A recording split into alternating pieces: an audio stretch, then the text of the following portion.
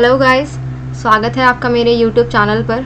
और इस क्लास में हम पढ़ रहे हैं क्लास 6 एनसीईआरटी का लास्ट चैप्टर 10th। और ये हमारी सीरीज़ का लास्ट चैप्टर है 6th क्लास का, हिस्ट्री का, सोशल साइंस का। और जैसे कि हमने पिछले चैप्टर्स में चीज़ें पढ़ी, कैसे कैसे धीरे धीरे इवोल्यूशन हुआ, चीज़ों का डेवलपमेंट होने लगा, नई नई एम्पायर्स खड़ी हुई, कैसे राजाओं ने अपने एडमिनिस्ट्रेशन में सुधार लाए, कैसे लोगों का जो उस टाइम का आर्किटेक्चर जो था वो धीरे धीरे डेवलप हुआ। तो लास्ट चैप्टर में हम पढ़ेंगे कि कैसे बिल्डिंग्स के थ्रू हमें इंफॉर्मेशन मिली उस समय की, पेंटिंग्स के थ्रू क्या इंफॉर्मेशन मिली और बुक्स से हमें क्या जानकारी मिलती है। तो ये सब चीज़ें हम लास्ट चैप्टर में पढ़ रहे हैं। तो चलिए शुरू करते हैं। The iron pillar at Mehrauli, Delhi is a remarkable example of the skill of Indian crafts person. ये एक आयरन पिलर है मेहरौली दिल्ली में, जो हमारे जो भारतीय क्राफ्ट्स पर्सन जिनको हम कह सकते हैं कारीगर हैं, उनके बहुत ही अच्छी स्किल को दर्शाता है। ये आयरन का बना हुआ है, लोहे का बना है, और ये 7.2 मीटर लंबा है और इसका जो वज़न है वो 3 टन है। और ये लगभग 1500 साल पहले बनाया गया था। और इसके ऊपर हमें जो इंस्क्रिप्शन जो ये है, ये एक रूलर के बारे में हमें इंफॉर्मेशन देता है। उस रूलर का नाम है चंद्र। तो इससे हम अंदाज़ा लगा सकते हैं कि ये प्रॉबली गुप्ता डायनेस्टी के जो रूलर हैं उसके बारे में इंफॉर्मेशन देता है। और सबसे अमेजिंग फैक्ट जो देखो ये है, ये आयरन पिलर, और सबसे अमेजिंग फैक्ट इस पिलर का ये है कि इसको इतने सदियों से भी ये वैसा का वैसा ही खड़ा है और इस पर बिल्कुल भी जंग नहीं लगा है। ठीक है। Buildings in bricks and stones. The skill of our craftsperson were also apparent in the buildings that have survived. अब देखो, जो हमारे कारीगर थे उनकी जो स्किल्स हैं हमें बिल्डिंग्स में भी दिखाई देती हैं जो आज तक सरवाइव कर चुकी हैं, मतलब अभी तक सरवाइव कर गई। जैसे कि कई स्तूप थे। स्तूप का मतलब होता है एक तरह का एक माउंड, ठीक है। और अलग अलग तरह के स्तूपास बनाए जाते थे, जैसे गोल शेप में होते थे, टॉल होते थे, छोटे भी होते थे और बड़े भी होते थे। और इनके कुछ कॉमन फीचर्स होते थे। कॉमन फीचर क्या होता था इसका, कि यहाँ इसके जो सेंटर में एक स्मॉल बॉक्स रखा जाता था जिसे हार्ट ऑफ द स्तूपा कहा जाता था, ठीक है, स्तूप का दिल कहा जाता था। और इसके अंदर कुछ जो बॉडी होती है ना, जो उस टाइम के मॉन्क्स और जो बुद्धिस्ट मॉन्क वगैरह रहा करते थे, उनकी बॉडी के जो रिमेन्स हैं वो इस बॉक्स के अंदर मिलते हैं। जैसे कि उनके बोन्स हैं, उनके एशेज हैं, ठीक है, उनके टीथ्स वगैरह, उनके बॉडी पार्ट्स जो हैं वो उसके एशेज हैं, जो पार्ट एक तो रिमेन्स जो बचे हैं वो इस बॉक्स के अंदर दिखते हैं। और इसके साथ कई हमें प्रीशियस स्टोन्स और कॉइन्स भी मिले हैं। This box known as a relic casket was covered with earth. ये जो बॉक्स है इसे रेलिक कास्केट कहा जाता है। रेलिक कास्केट का मतलब होता है एक अवशेषों वाला डब्बा जिसको अर्थ के अंदर दबाया जाता था और उसके ऊपर काफ़ी सारी लेयर्स वगैरह बनाई जाती थी ब्रिक्स की, और उसके ऊपर ये डोम जैसा जो स्ट्रक्चर है ना, ये डोम लाइक स्ट्रक्चर बनाया जाता था, ऐसे गोल सा। रुको मैं आपको इसको पेन से करके बताती हूँ। कुछ इस तरीके से ये डोम स्ट्रक्चर जो है ये स्तूपों का बनाया जाता था। Often a path known as the pradakshina patha was led around the stupas. जो पाथ होता है ना इसके, इन जैसे कि ये स्तूप बना हुआ है, ठीक है, तो ये एक तरह से ये स्तूप है, तो इसके चारों तरफ ना घूमने के लिए एक पाथ बनाया जाता था जिसको प्रदक्षिणा पथ कहते थे, ठीक है, इसको प्रदक्षिणा पथ कहते हैं। और जो डिवोटीज आते हैं, जो भक्त आते हैं, वो इन स्तूपों के चारों तरफ जो है क्लॉकवाइज डायरेक्शन में जो है चक्कर काटते हैं। मतलब एक तरह से हम भगवान की आराधना करते हुए भगवान के मंदिर में होता है ना, हम चारों तरफ चक्कर लगाते हैं, तो वही चीज़ इसमें की जाती थी। Other buildings were hollowed out of rock to make artificial caves. और भी कई बिल्डिंग्स बनाई गई, जैसे कि आर्टिफिशियल केव्स, गुफाएं बनाई गई पत्थरों को काट कर, ठीक है। और इनको बहुत अच्छे से डेकोरेट किया जाता था, जैसे इनकी वॉल्स में पेंटिंग की जाती थी, स्कल्पचर्स बनाए जाते थे, ठीक है, ये सब चीज़ें की जाती थी। और कई ऐसे हिंदू टेम्पल्स भी जो हैं वो उस टाइम पर बनाए गए हैं, जैसे जो हमारे देवता हुआ करते थे ना, विष्णु, शिव और जो दुर्गा है, इन सब की पूजा करने के लिए, ठीक है। The most important part of the temple was the room known as गर्भगृह। जो ये टेम्पल्स होते, देखो आप आज भी आपको इसी स्ट्रक्चर में टेम्पल्स दिखाई देंगे, ठीक है। तो जो टेम्पल्स का जो सबसे इम्पॉर्टेंट पार्ट होता है ना, वो होता है गर्भगृह, जहाँ पर क्या होता है, भगवान की जो मूर्ति है ना वो रखी जाती है।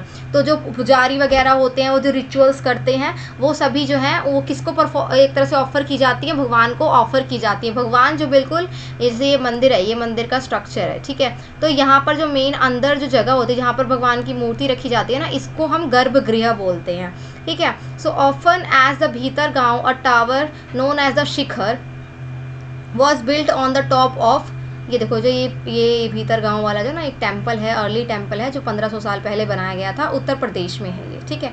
तो यहाँ पर इसमें यही चीज़ दिखाई गई है। जो ये ऊपर वाला एरिया है ना, आप कई मंदिरों में जाते होंगे तो आपको एक ऊपर एक ऐसे लंबा स्ट्रक्चर दिखाई देता होगा, तो इसको क्या कहा जाता है, शिखर कहा जाता है, जो गर्भगृह के ऊपर बनाया जाता है, तो इसे शिखर कहते हैं। And most temples also had a special place known as mandapa. यहाँ पर एक प्लेस होता है जो आगे बैठने वाला प्लेस होता है मंदिर के आगे, जहाँ पर डिवोटीज वगैरह बैठते हैं, तो उसको क्या कहा जाता है, मंडप कहा जाता है। ये एक तरह का हॉल होता है जहाँ पर लोग असेंबल होते हैं, इकट्ठे होते हैं।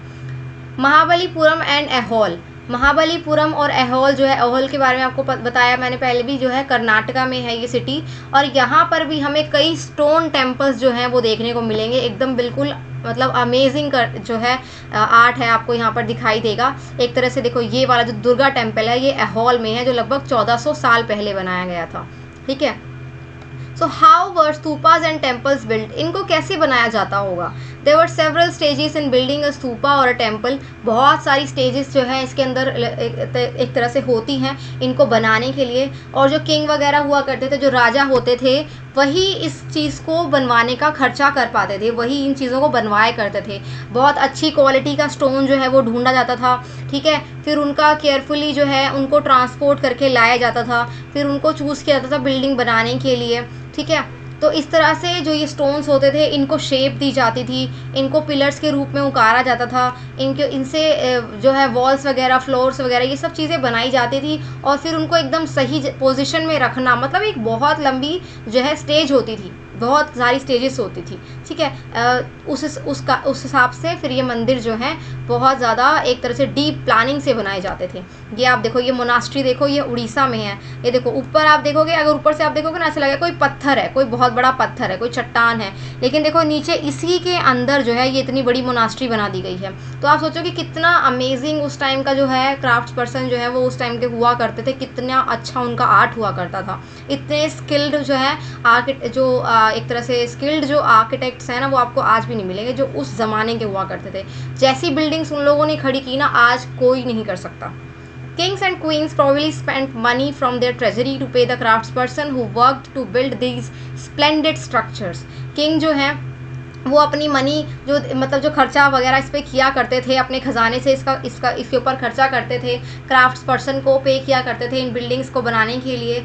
और जो डिवोटीज़ वगैरह, जो भक्त वगैरह इन टेम्पल्स में आया करते थे या फिर इन स्तूपों में जो आया करते थे, वो इनके लिए गिफ्ट्स लाते थे, और उन गिफ्ट्स का यूज़ जो है क्या कहते हैं, इन बिल्डिंग्स को डेकोरेट करने के लिए किया जाता था, ठीक है। So among the others who paid for decorations were merchants, farmers, garland makers, perfumers. तो बहुत सारे अलग अलग जो लोग हुआ करते थे, क्या कहते हैं, जो लोग इन बिल्डिंग्स के लिए, जो मतलब इन मंदिरों के लिए जो गिफ्ट्स वगैरह लाया करते थे, उनके नाम भी जो है ना इनके पिलर्स के ऊपर, इनकी वॉल्स के ऊपर इंस्क्राइब किए गए हैं।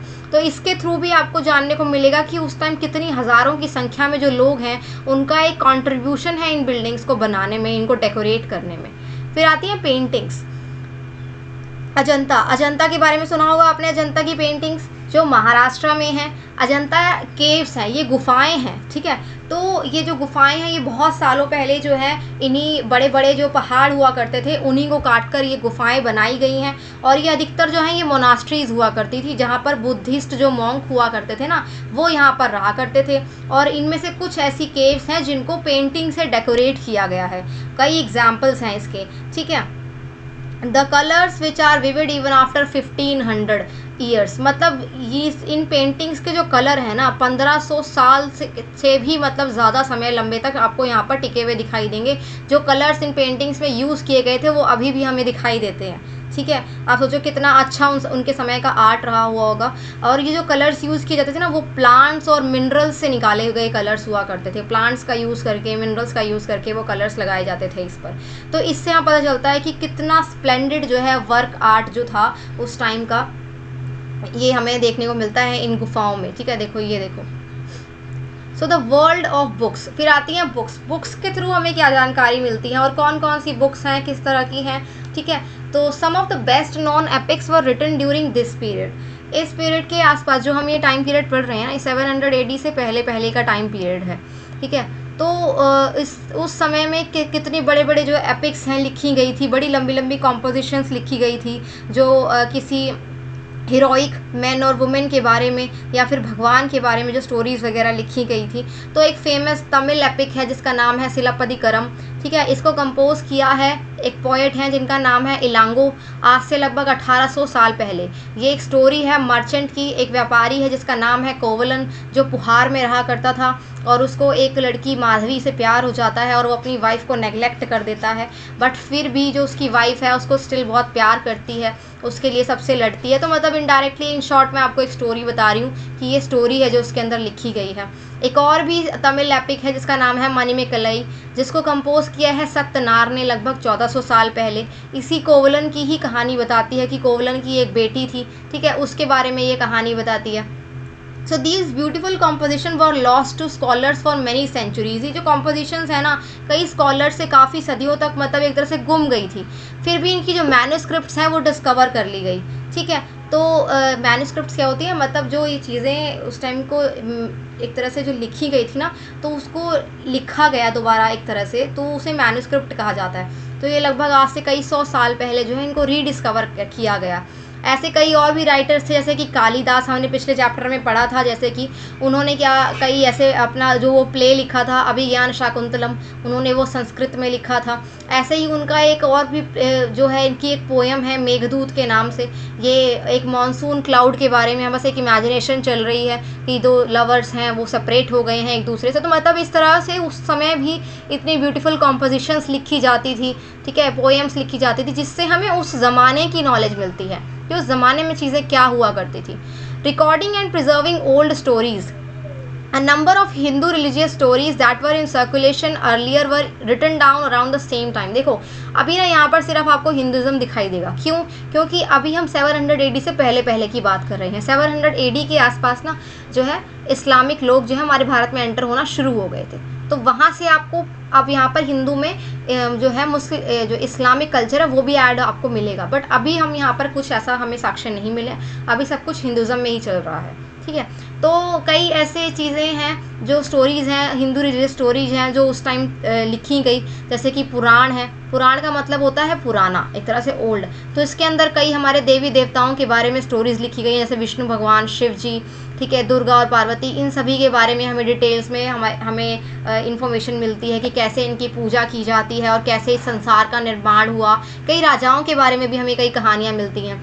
Puranas were written in simple Sanskrit, जो पुराण है वो सिंपल एक संस्कृत भाषा में लिखे गए शब्द हैं, ठीक है, जिनको लोग डेली सुन, एक तरह से मतलब ये किया गया है कि आप इनको डेली सुने, ठीक है। तो जो पुजारी हुआ करते थे उस समय में वो मंदिरों में बैठकर इनको डेली सुनाया करते थे और जो लोग होते थे वो आकर वहाँ कर बैठकर उनको सुना करते थे।